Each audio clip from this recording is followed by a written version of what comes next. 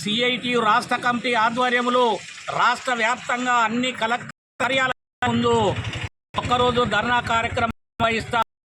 ప్రధానంగా నెల నుంచి జీతాలు ఈ జీతాల డబ్బులు రాక ఆశా వర్కర్స్ అంతా ఇబ్బంది పడతారు. తక్షణమే జీతాలు చెల్లించాలని ప్రభుత్వానికి విజ్ఞప్తి చేయడం కోసం అనేక రకాల ప్రయత్నాలు సిఐటి ఆధ్వర్యంలో జరిగింది. కలెక్టర్ గారికి వినతి పత్రాలు ఇచ్చాము, డిఓ గారికి వినతి పత్రాలు ఇచ్చాము, సెక్రటరీ గారికి వినతి పత్రాలు ఇచ్చాము. వారు మాట్లాడే అటువంటి మాటను బట్టి ఇప్పుడు ఉన్న పరిస్థితులలో వచ్చే చెప్పి ఉన్నారు. అందుకని కడుపులో గాలి అయ్యి రాక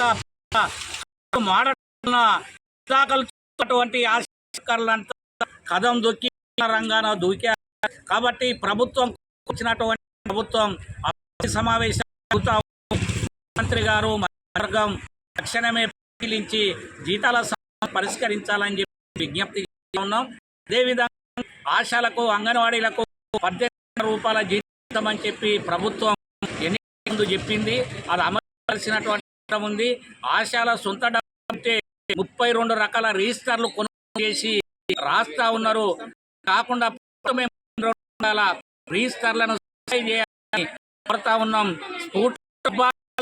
మరి ఆశాలతోని వెంటనే రద్దు చేయించాలని చెప్పి విజ్ఞప్తి చేస్తా ఉన్నాం. పిఎఫ్ ఇవ్వాలి. మట్టి ఖర్చు 50 రూపాయలు ఇచ్చినటువంటి ఉంది.